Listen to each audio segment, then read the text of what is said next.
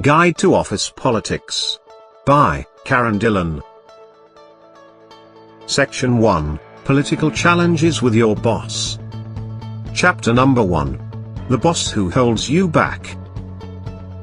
Do you often feel that you are not being valued as per your work efforts in the office? Does your plain reaction on your good work make you disappointed? If it is so, give it another thought before you make up your mind about your boss. Or even before you think of switching your job, try to understand the nature of the relations in the organizational settings. Adopting a constructive approach will help you do your part well enough. What you can actually do is to treat him in the way you would like to be treated by him. You can do it best by knowing about him through other people working in the organization, or from those who have worked with him in past.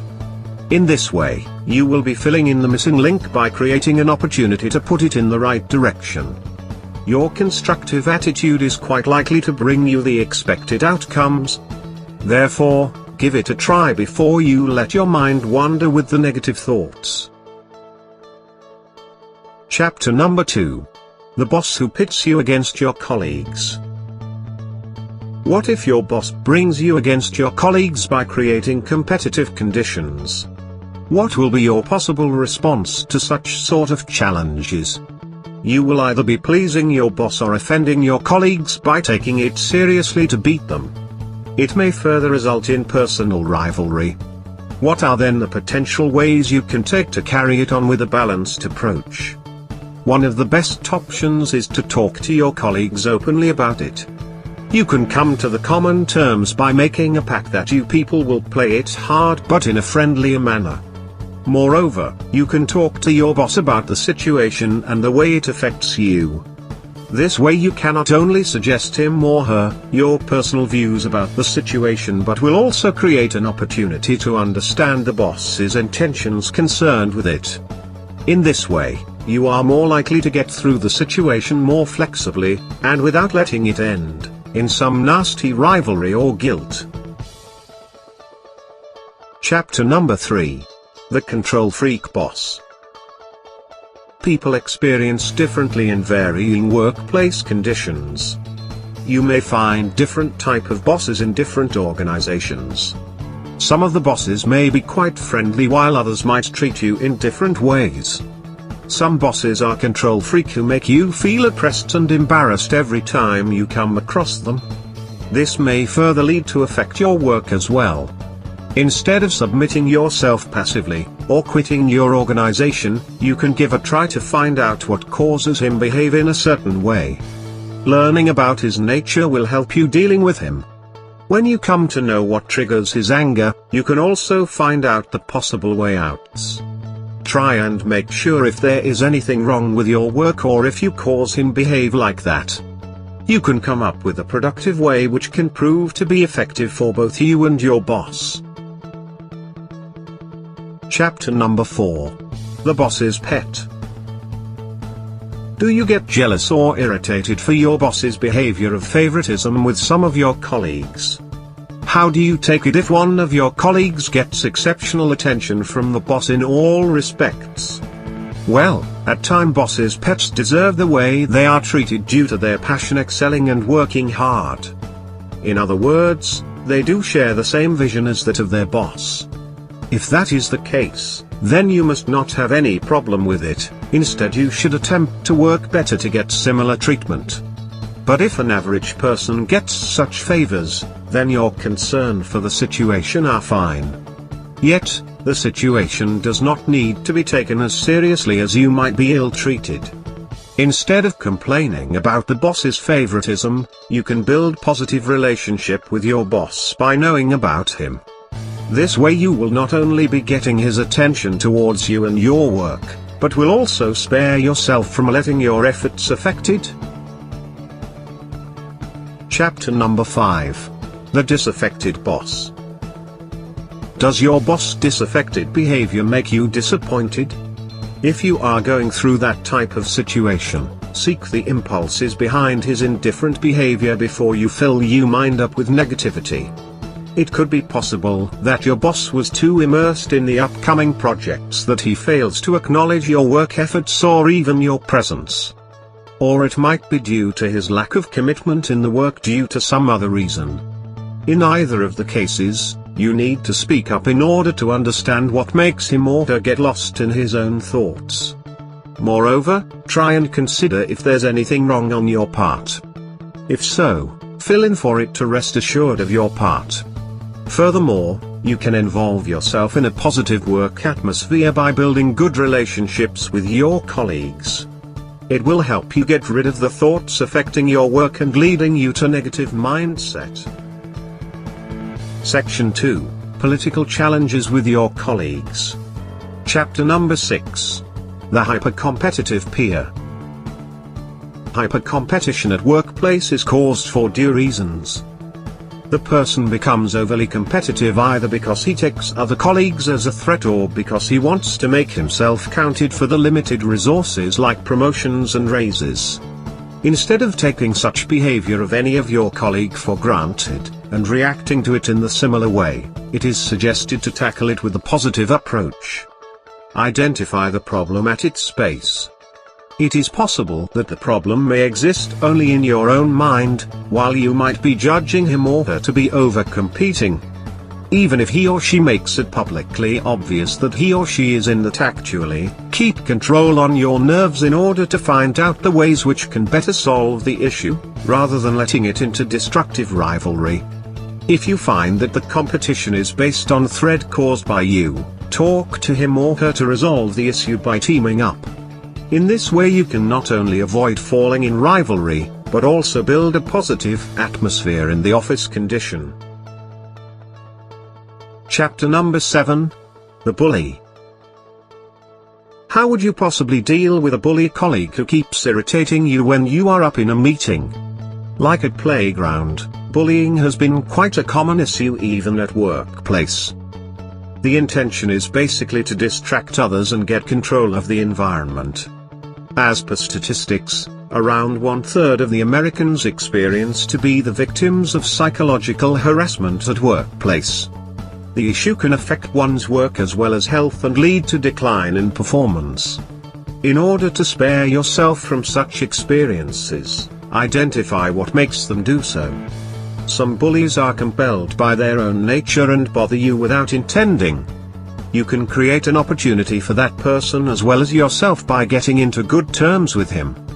Furthermore, other safety measures can be taken in the form of having a powerful group of colleagues whom bullies would not afford to mess. Or you can just tell him that you get annoyed by his behavior and ask him to stop. Once you get to know the nature and intention behind it, you can go for any of the above choices depending on what suits your contexts. Chapter number 8. The Clique. Cliques have been quite common in the organizational contexts.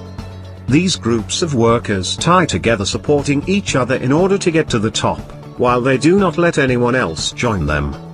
According to Herminia Ibarra, a leadership expert, people sharing past institutes or jobs generally tend to fall in the activity of forming such groups. Failing to be a part of right clique costs missing professional as well as social opportunities. What you really need to do is to build a group or break into some good one. You can do that by showing your interest in the currently running projects. Once you prove your worth, it is likely that you get invited by clique to work with them. This will help you in numerous ways. Firstly, you will be sharing a lot of information by staying connected. Secondly, you will get straight feedback and support on what you do. You must create opportunities for surviving in the social as well as professional contexts. It is because good relationships do pay off when you need them the most. Chapter number 9. The Credit Stealer. Some people are too self-centered to credit their fellow colleagues for their due part in the projects. This way your credits are stolen by them who act like only they have been involved in the struggle. Most of the managements do not even bother to find out who worked how much, especially in the collaborative context. There are also some covert motives behind people getting into the activity intentionally. You must look for the gaps which caused your credit to be taken by someone else. If you have experienced it already, be careful not to repeat the mistake of letting others steal your credit. You should speak up with them in person, telling them everything straightforward. But if it does not work, you can go and talk to the boss, letting them know about your part in the work.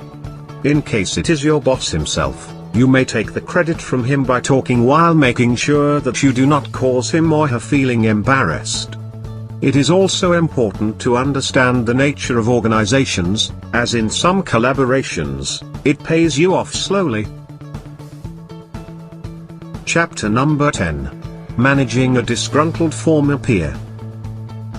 Former peers' attitudes tend to change with your changing position. In this situation, you will have to balance the conditions by managing the things effectively while keeping the relationship maintained.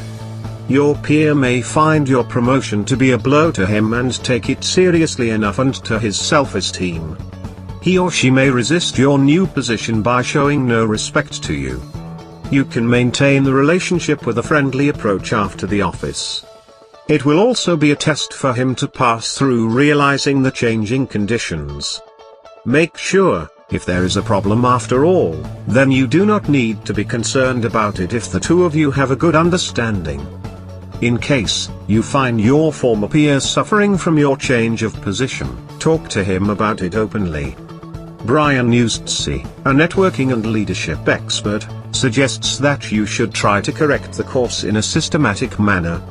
That is to say, you need to follow certain steps as redirection, reciprocity, and rationality. Once you acknowledge the issues and sit together, you will realize things getting as clearer as crystal. Section 3, Political Challenges in Your Organization. Chapter number 11. Surviving the Office Outing. Organizations call for parties with intentions like raising morale and getting comfortable with each other, which may not be possible in the hectic work schedule. But it may prove to be a challenging task to get into the people with whom you have just acquainted. Deciding not to go for it will not be a right choice. Rather, try and make sure that you participate and put some effort to serve the purpose of the party. It is not made mandatory to attend the parties by the organization, but your absence will indicate your disinterest in fellow workers as well as in your organization. You should leave a good impression on the participants by connecting with them in a comfortable manner. Make sure you take moderate amount of drinks and food instead of taking too much of it. It is further suggested to own up if you happen to mess it up in whatever ways, otherwise stubborn approach would lead you to lose your reputation forever. Chapter number 12. Lasting through layoffs. Companies keep reorganizing themselves with the passage of time.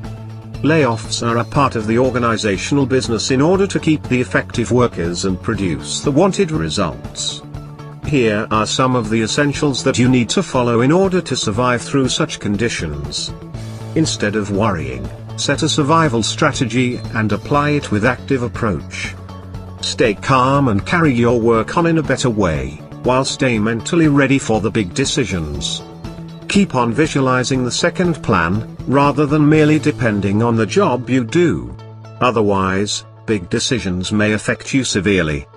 Prove your worth with what you do. Just staying in illusion assuming that they need you is not enough. Furthermore, involve yourself in communication at high level so as to demonstrate your presence as well as interest at work. Section 4, Build Your Skills. Chapter number 13. Managing Conflict Constructively.